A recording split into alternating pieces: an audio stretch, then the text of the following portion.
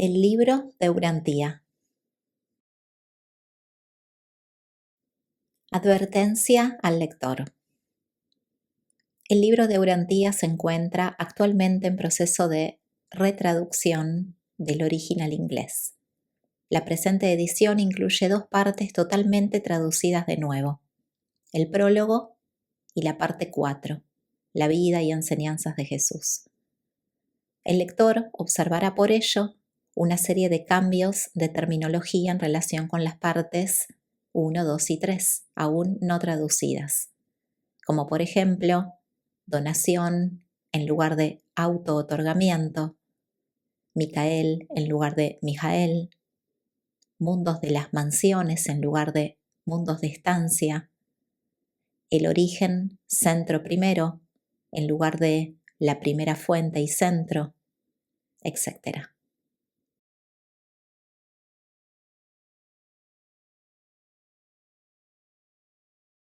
Parte 3. La historia de Urantía. Estos documentos fueron patrocinados por un cuerpo de personalidades del universo local por mandato de Gabriel de Salvington.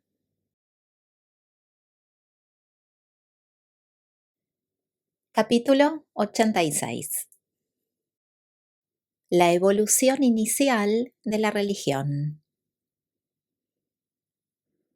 La evolución de la religión, a partir del impulso precedente y primitivo a la adoración, no depende de la revelación.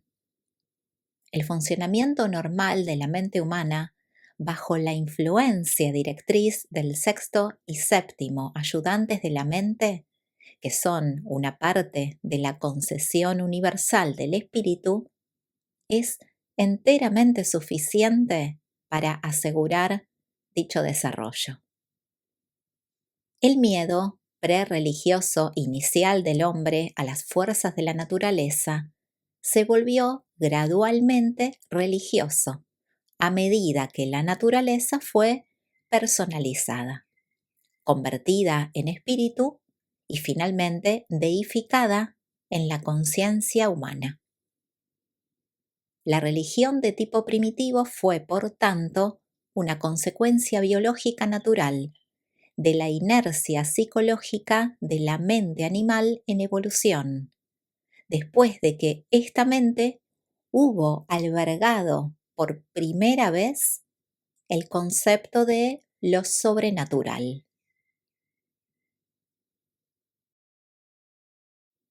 1. La casualidad, la buena y la mala suerte. Aparte del impulso natural a la adoración, la religión evolutiva primitiva tuvo sus raíces originales en las experiencias humanas con la casualidad, la llamada suerte, los acontecimientos corrientes. El hombre primitivo cazaba para alimentarse. Los resultados de la caza son siempre necesariamente variables, y esto da origen, inevitablemente, a esas experiencias que el hombre interpreta como buena suerte y mala suerte. La desgracia era un factor importante en la vida de unos hombres y mujeres que vivían constantemente al borde de una existencia precaria y agobiada. El horizonte intelectual limitado del salvaje concentra tanto la atención en la casualidad que la suerte se vuelve un factor constante en su vida. Los urantianos primitivos luchaban por la existencia, no por un nivel de vida. Vivían una vida llena de peligros, en la que la casualidad jugaba un papel importante. La aprensión constante de que se produjera una calamidad desconocida e invisible se cernía sobre estos salvajes como una nube de desesperación que eclipsaba eficazmente todos los placeres. Vivían con el miedo constante de hacer algo que atrajera la mala suerte. Los salvajes supersticiosos siempre temían una racha de buena suerte. Consideraban esta buena fortuna como un presagio seguro de calamidades. Este terror, siempre presente a la mala suerte, era paralizante. ¿Para qué trabajar duro y cosechar la mala suerte? Dar algo por nada, cuando uno puede dejarse llevar por los acontecimientos y encontrar la buena suerte. Obtener algo por nada. Los hombres irreflexivos olvidan la buena suerte, la dan por sentada, pero recuerdan dolorosamente la mala suerte. El hombre primitivo vivía en la incertidumbre y el miedo constante a la casualidad, a la mala suerte. La vida era un emocionante juego de azar. La existencia era una lotería. No es de extrañar que la gente parcialmente civilizada crea todavía en la casualidad y manifieste una predisposición persistente por los juegos de azar. El hombre primitivo alternaba entre dos poderosos intereses: la pasión de conseguir algo por nada y el temor a no conseguir nada por algo. Este juego de azar de la existencia era el interés principal y la fascinación suprema de la mente salvaje primitiva. Más tarde, los pastores tuvieron el mismo punto de vista sobre la casualidad y la suerte, mientras que los agricultores, aún más tardíos, fueron cada vez más conscientes de que las cosechas sufrían la influencia inmediata de muchos factores sobre los que el hombre tenía poco o ningún control. Los campesinos eran víctimas de la sequía, las inundaciones, el granizo, las tormentas, las plagas y las enfermedades de las plantas, así como del calor y del frío. Y en la medida en que todas estas influencias naturales afectaban la prosperidad individual, eran consideradas como buena o mala suerte. Este concepto de la casualidad y la suerte impregnó poderosamente la filosofía de todos los pueblos antiguos. Incluso en una época reciente, en la sabiduría de Salomón se dice: me volví y observé que la carretera no es de los ligeros, ni la batalla de los fuertes, ni tampoco de los sabios el pan, ni de los entendidos las riquezas, ni de los hábiles el favor, sino que el destino y la casualidad les acontece a todos. Porque el hombre no conoce su destino. Al igual que los peces son cogidos en una red destructora y los pájaros atrapados con el lazo, los hijos de los hombres caen en la trampa de una mala época cuando ésta les sobreviene de repente. 2. La personificación de la casualidad. La ansiedad era el estado natural de la mente salvaje. Cuando los hombres y las mujeres caen víctimas de una ansiedad excesiva, vuelven simplemente al estado natural de sus lejanos antepasados. Y cuando la ansiedad se vuelve realmente dolorosa, inhibe la actividad y produce infaliblemente cambios evolutivos y adaptaciones biológicas. El dolor y el sufrimiento son esenciales para la evolución progresiva. La lucha por la vida es tan dolorosa que incluso en la actualidad algunas tribus atrasadas dan alaridos y se lamentan cada nuevo amanecer. El hombre primitivo se preguntaba constantemente ¿quién me atormenta? Al no encontrar la fuente material de sus sufrimientos, se decidió por la explicación de que eran causados por los espíritus. La religión nació así del miedo a lo misterioso, del temor a lo invisible y del terror a lo desconocido. El miedo a la naturaleza se volvió así un factor en la lucha por la existencia, primero debido a la casualidad y luego a causa del misterio. La mente primitiva era lógica, pero contenía pocas ideas para asociarlas de manera inteligente. La mente del salvaje era inculta, totalmente ingenua. Si un acontecimiento seguía a otro, el salvaje los consideraba como causa y efecto. Aquello que el hombre civilizado considera como una superstición solo era pura ignorancia en el salvaje.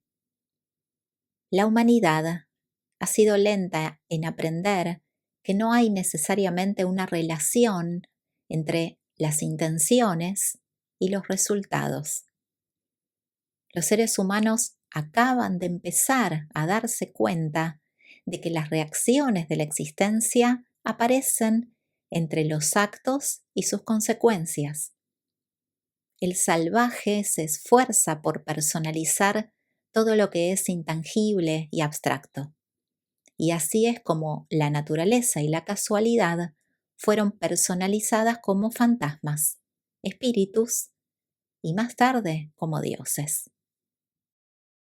El hombre tiende a creer de manera natural en aquello que considera lo mejor para él, en aquello que forma parte de sus intereses cercanos o lejanos. El interés personal oscurece ampliamente la lógica. La diferencia entre la mente del salvaje y la del hombre civilizado reside más en el contenido que en la naturaleza, en el grado más bien que en la calidad. Pero continuar atribuyendo las cosas difíciles de comprender a las causas sobrenaturales no es más que una manera perezosa y cómoda de evitar todas las formas de esfuerzo intelectual. La suerte es simplemente un término acuñado para abarcar lo inexplicable en cualquier época de la existencia humana. Designa aquellos fenómenos que los hombres son incapaces o no tienen deseos de descubrir. La casualidad es una palabra que significa que el hombre es demasiado ignorante o demasiado indolente como para determinar las causas. Los hombres solo consideran un acontecimiento natural como un accidente o como mala suerte, cuando están desprovistos de curiosidad e imaginación, cuando las razas carecen de iniciativa y de espíritu aventurero. La investigación de los fenómenos de la vida destruye tarde o temprano la creencia del hombre en la casualidad, la suerte y los supuestos accidentes, sustituyéndola por un universo de ley y de orden, donde todos los efectos están precedidos por unas causas definidas. El miedo a la existencia es así reemplazado por la alegría de vivir. El salvaje consideraba que toda la naturaleza estaba viva, poseída por algo. El hombre civilizado todavía maldice y da un puntapié a los objetos inanimados con los que se tropieza en su camino. El hombre primitivo nunca consideraba que algo fuera accidental. Todo era siempre intencional. Para el hombre primitivo, el ámbito del destino, la función de la suerte, el mundo de los espíritus, estaban tan desorganizados y dirigidos al azar como la sociedad primitiva. La suerte era considerada como la reacción caprichosa y temperamental del mundo de los espíritus, y más tarde como el estado de ánimo de los dioses. Pero no todas las religiones se desarrollaron a partir del animismo. Otros conceptos de lo sobrenatural fueron contemporáneos del animismo, y estas creencias condujeron también a la adoración. El naturalismo no es una religión, es el fruto de la religión. 3. La muerte, lo inexplicable. La muerte era para el hombre evolutivo el impacto supremo, la combinación más confusa de casualidad y de misterio. No fue la santidad de la vida, sino el horror a la muerte lo que inspiró el miedo y fomentó así eficazmente la religión. Entre los pueblos salvajes, la muerte se debía generalmente a la violencia, de manera que la muerte no violenta se volvió cada vez más misteriosa. La muerte, como fin natural y esperado de la vida, no estaba clara en la conciencia de la gente primitiva, y el hombre ha necesitado siglos y siglos para darse cuenta de su inevitabilidad. El hombre primitivo aceptaba la vida como un hecho, mientras que consideraba la muerte como algún tipo de castigo. Todas las razas tienen sus leyendas sobre hombres que no han muerto, tradiciones residuales de la actitud inicial ante la muerte. En la mente humana ya existía el concepto nebuloso de un mundo espiritual vago y desorganizado, un ámbito de donde procedía todo lo que es inexplicable en la vida humana. Y la muerte se añadió a esta larga lista de fenómenos inexplicados. Al principio se creía que todas las enfermedades humanas y la muerte natural se debían a la influencia de los espíritus. Incluso en la época actual, algunas razas civilizadas consideran que la enfermedad ha sido producida por el enemigo y cuentan con las ceremonias religiosas para llevar a cabo la curación. Algunos sistemas teológicos más recientes y complejos continúan atribuyendo la muerte a la acción del mundo de los espíritus. Y todo ello ha conducido a doctrinas tales como el pecado original y la caída del hombre. La comprensión de su impotencia ante las fuerzas poderosas de la naturaleza, junto con el reconocimiento de la debilidad humana ante los azotes de la enfermedad y la muerte, fue lo que impulsó al salvaje a buscar ayuda en el mundo supermaterial, que él imaginaba vagamente como la fuente de estas misteriosas vicisitudes de la vida. 4. El concepto de la supervivencia después de la muerte.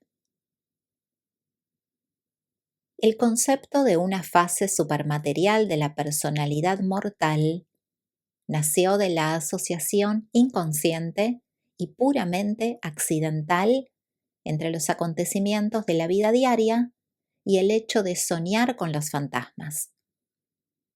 El hecho de que varios miembros de una tribu soñaran simultáneamente con un jefe fallecido parecía constituir una prueba convincente de que el viejo jefe había regresado realmente bajo alguna forma.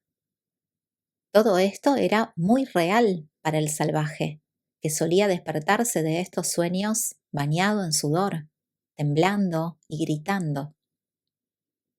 El origen onírico de la creencia en una existencia futura explica la tendencia a imaginar siempre las cosas invisibles en términos de las cosas visibles. Este nuevo concepto de la vida futura, surgido de los sueños con los fantasmas, pronto empezó a servir de antídoto eficaz contra el miedo a la muerte asociado al instinto biológico de conservación. El hombre primitivo también se preocupaba mucho por su respiración, especialmente en los climas fríos, donde ésta aparecía como un vaho en el momento de exhalar. El aliento de la vida fue considerado como el único fenómeno que diferenciaba a los vivos de los muertos. El hombre primitivo sabía que su aliento podía abandonar su cuerpo, y sus sueños, en los que hacía todo tipo de cosas extrañas mientras dormía, le convencieron de que el ser humano poseía algo inmaterial. La idea más primitiva del alma humana, el fantasma, tuvo su origen en el sistema de ideas relacionado con el sueño y la respiración. El salvaje se imaginó finalmente a sí mismo como un ser doble, cuerpo y aliento. El aliento menos el cuerpo equivalía a un espíritu, a un fantasma. Aunque los fantasmas o los espíritus tuvieron un origen humano muy preciso, se les consideraba como superhumanos. Esta creencia en la existencia de espíritus incorpóreos parecía explicar la presencia de lo insólito, lo extraordinario, lo infrecuente y lo inexplicable. La doctrina primitiva de la supervivencia después de la muerte no era necesariamente una creencia en la inmortalidad. Unos seres que no sabían contar más allá de 20 difícilmente podían concebir la infinidad y la eternidad. Pensaban más bien en encarnaciones periódicas. La raza anaranjada tenía una inclinación especial por la creencia en la transmigración y la reencarnación. Esta idea de la reencarnación tuvo su origen en la observación del parecido hereditario y de los rasgos entre los descendientes y sus antepasados. La costumbre de poner a los niños el nombre de sus abuelos y de otros antepasados se debía a la creencia en la reencarnación. Algunas razas más recientes creían que el hombre moría entre 3 y 7 veces. Esta creencia, residuo de las enseñanzas de Adán sobre los mundos de las mansiones, y otros muchos vestigios de la religión revelada, se pueden encontrar entre las doctrinas, por otra parte absurdas, de los bárbaros del siglo XX. El hombre primitivo no albergaba ninguna idea sobre el infierno o los castigos futuros. El salvaje consideraba que la vida futura era exactamente como esta, menos toda la mala suerte. Más tarde se concibió un destino separado para los buenos y los malos fantasmas, el cielo y el infierno. Pero como muchas razas primitivas creían que el hombre empezaba en la vida siguiente en el mismo estado en que había dejado ésta, no les hacía ninguna gracia la idea de volverse viejos y decrépitos. Los ancianos preferían con mucho que los mataran antes de volverse demasiado débiles. Casi todos los grupos tenían ideas diferentes sobre el destino del alma fantasma. Los griegos creían que los hombres débiles debían tener almas débiles. Así pues, inventaron el Hades como lugar adecuado para recibir estas almas anémicas. También suponían que estos especímenes poco vigorosos tenían unas sombras más pequeñas. Los primeros anditas pensaban que sus fantasmas volvían a las tierras natales de sus antepasados. Los chinos y los egipcios creyeron en otro tiempo que el alma y el cuerpo permanecían juntos. Esto condujo a los egipcios a construir cuidadosamente las tumbas y a esforzarse por preservar los cuerpos. Incluso los pueblos modernos tratan de detener la descomposición de los muertos. Los hebreos imaginaban que una réplica fantasmal del individuo bajaba al Sheol y no podía regresar al mundo de los vivos. Hicieron este progreso importante en la doctrina de la evolución del alma. 5. El concepto del alma fantasma. La parte no material del hombre ha sido llamada diversamente fantasma, espíritu, sombra, aparecido, espectro y más recientemente alma. Cuando el hombre primitivo soñaba, el alma era su doble. Era en todos los aspectos exactamente igual al mortal mismo, salvo que no era sensible al tacto. La creencia en los dobles oníricos condujo directamente a la idea de que todas las cosas, animadas e inanimadas, tenían un alma, igual que los hombres. Este concepto tendió a perpetuar durante mucho tiempo las creencias en los espíritus de la naturaleza. Los esquimales piensan todavía que todas las cosas de la naturaleza tienen un espíritu.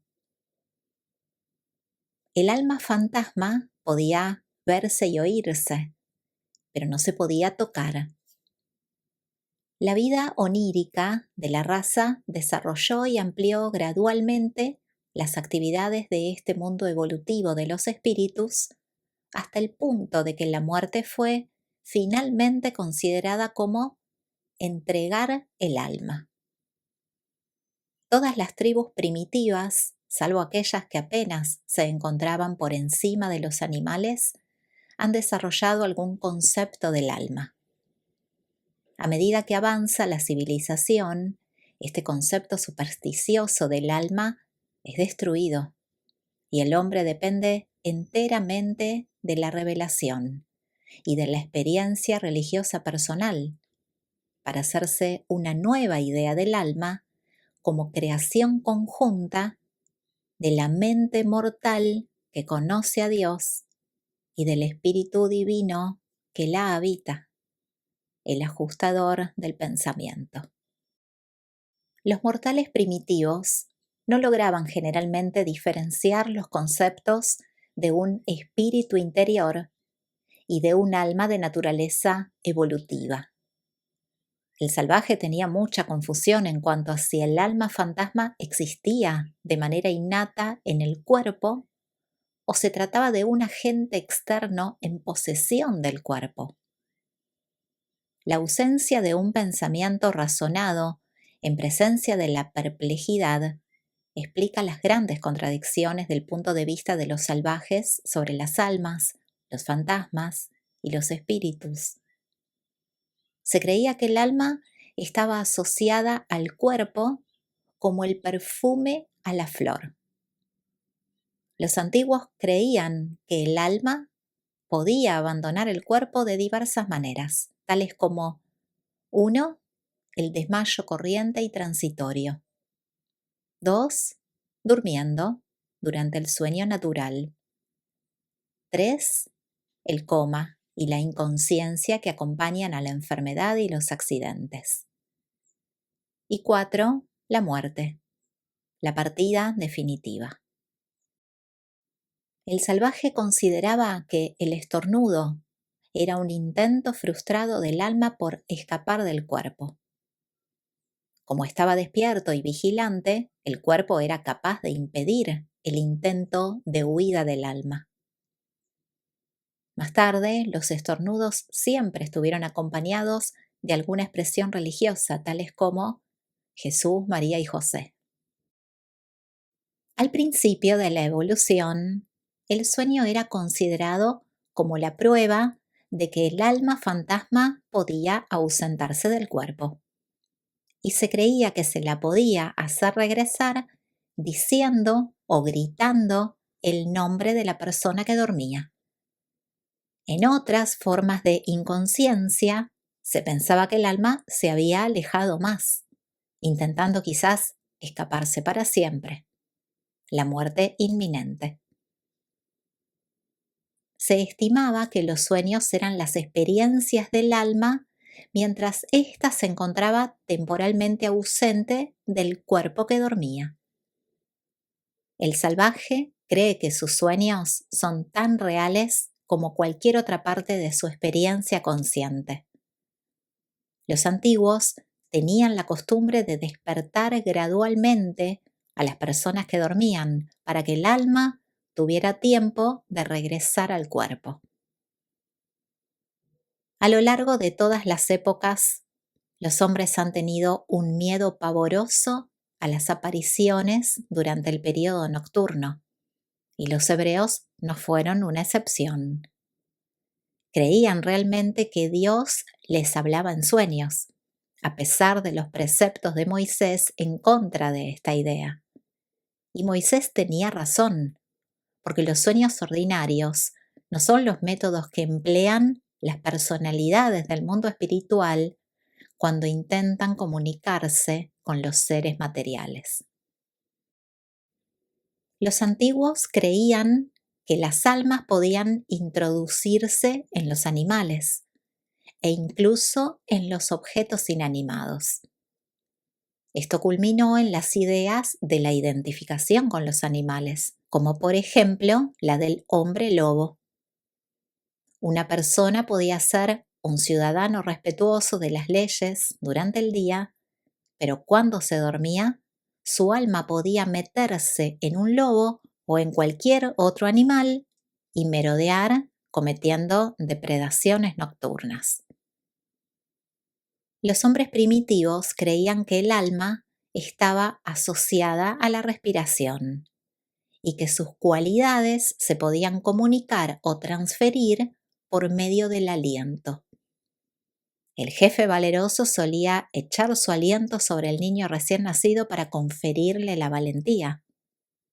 Entre los primeros cristianos, la ceremonia de donación del Espíritu Santo estaba acompañada de un soplo sobre los candidatos. El salmista dijo: «Los cielos han sido creados por la palabra del Señor, y todas las huestes que lo componen por el soplo de su boca». Durante mucho tiempo, el hijo mayor tuvo la costumbre de intentar atrapar el último suspiro de su padre moribundo. Más tarde, se llegó a temer y a venerar la sombra de la misma manera que el aliento.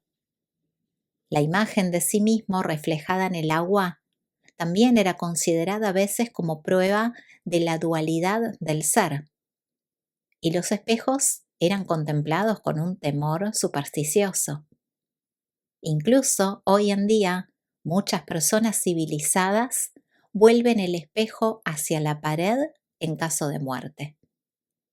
Algunas tribus atrasadas creen todavía que hacer retratos, dibujos, modelos o imágenes saca toda el alma del cuerpo, o una parte de ella, y por eso este tipo de cosas están prohibidas. Se creía generalmente que el alma estaba identificada con el aliento, pero diversos pueblos la situaron también en la cabeza, el cabello, el corazón, el hígado, la sangre y la grasa. La sangre de Abel, que clama desde la tierra, expresa la antigua creencia en la presencia del fantasma en la sangre. Los semitas enseñaban que el alma residía en la grasa del cuerpo, y para muchas tribus era tabú comer la grasa animal. Cazar cabezas era un método de apresar el alma del enemigo, tal como lo era quitarle el cuero cabelludo. En tiempos más recientes, los ojos han sido considerados como las ventanas del alma. Aquellos que sostenían la doctrina de que existían 3 o 4 almas, creían que la pérdida de una de ellas significaba malestar, la pérdida de 2, enfermedad, y la pérdida de 3, la muerte. Un alma vivía en el aliento, otra en la cabeza, otra en el cabello y otra en el corazón. Se aconsejaba a los enfermos que se pasearan al aire libre con la esperanza de recuperar sus almas extraviadas. Se suponía que los curanderos más importantes intercambiaban el alma sin salud de una persona enferma por un alma nueva, el nuevo nacimiento. Los hijos de Badonan desarrollaron la creencia en 2 almas, el aliento y la sombra. Las primeras razas noditas estimaban que el hombre consistía en 2 personas, el alma y el cuerpo. Esta filosofía de la existencia humana se reflejó más tarde en el punto de vista griego. Los griegos mismos creían en 3 almas. La vegetativa residía en el estómago, la animal en el corazón y la intelectual en la cabeza. Los esquimales creen que el hombre está compuesto de 3 partes: el cuerpo, el alma y el nombre. 6. El entorno de espíritus y fantasmas. El hombre heredó un entorno natural, adquirió un entorno social e imaginó un entorno fantasmal. El estado es la reacción del hombre hacia su entorno natural. El hogar hacia su entorno social y la iglesia hacia su entorno ilusorio de fantasmas. Al principio de la historia de la humanidad, la creencia en las realidades del mundo imaginario de los fantasmas y los espíritus se volvió universal. Y este mundo de espíritus recién imaginado se convirtió en una fuerza en la sociedad primitiva. La vida mental y moral de toda la humanidad fue modificada para siempre mediante la aparición de este nuevo factor en el pensamiento y la actuación de los hombres. El miedo humano ha amontonado todas las supersticiones y religiones posteriores de los pueblos primitivos dentro de esta premisa principal de ilusiones e ignorancia. Esta fue la única religión del hombre hasta los tiempos de la revelación, y hoy en día muchas razas del mundo solo poseen esta religión evolutiva rudimentaria. A medida que progresó la evolución, la buena suerte fue relacionada con los buenos espíritus y la mala suerte con los espíritus malignos. La incomodidad de tener que adaptarse a la fuerza a un entorno cambiante era considerada como mala suerte, el desagrado de los fantasmas espíritus. El hombre primitivo desarrolló lentamente la religión a partir de su impulso innato a la adoración y de su concepto erróneo sobre la casualidad. El hombre civilizado establece unos sistemas de seguros para vencer estos sucesos del azar. La ciencia moderna coloca un actuario versado en cálculos matemáticos en el lugar de los espíritus ficticios y los dioses caprichosos. Cada generación que pasa sonríe ante las supersticiones descabelladas de sus antepasados, mientras que continúa manteniendo aquellos sofismas de pensamiento y de adoración que harán sonreír a su vez a la posteridad más ilustrada. Pero, por fin, la mente del hombre primitivo estaba ocupada con unas ideas que trascendían todos sus impulsos biológicos inherentes. Por fin el hombre estaba a punto de desarrollar un arte de vivir basado en algo más que la reacción a los estímulos materiales. Los principios de un primitivo sistema filosófico de vida empezaban a emerger. Un criterio de vida sobrenatural estaba a punto de aparecer porque si el fantasma espíritu infligía la mala suerte cuando estaba enojado y la buena suerte cuando estaba contento, entonces la conducta humana tenía que regularse en consecuencia. El concepto del bien y del mal había aparecido finalmente por evolución, y todo ello mucho antes de que se efectuara ninguna revelación en la Tierra. Con la aparición de estos conceptos empezó la larga lucha ruinosa por apaciguar a los espíritus siempre descontentos. La esclavitud servil al miedo religioso evolutivo, esa larga pérdida de esfuerzos humanos en tumbas, templos, sacrificios y sacerdotes. El precio que hubo que pagar fue terrible y espantoso, pero valió la pena todo lo que costó, porque gracias a ello el hombre alcanzó una conciencia natural del bien y del mal relativos. La ética humana había nacido. 7. La función de la religión primitiva. El salvaje sentía la necesidad de un seguro y por lo tanto pagaba gustosamente sus onerosas primas de miedo, superstición, terror y regalos a los sacerdotes por su póliza de seguro mágico contra la mala suerte. La religión primitiva consistía simplemente en el pago de las primas del seguro contra los peligros del bosque.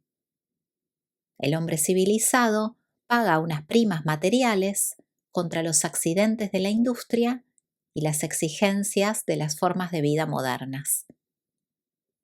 La sociedad moderna le está quitando el negocio de los seguros al dominio de los sacerdotes y de la religión, para colocarlo en el ámbito de la economía.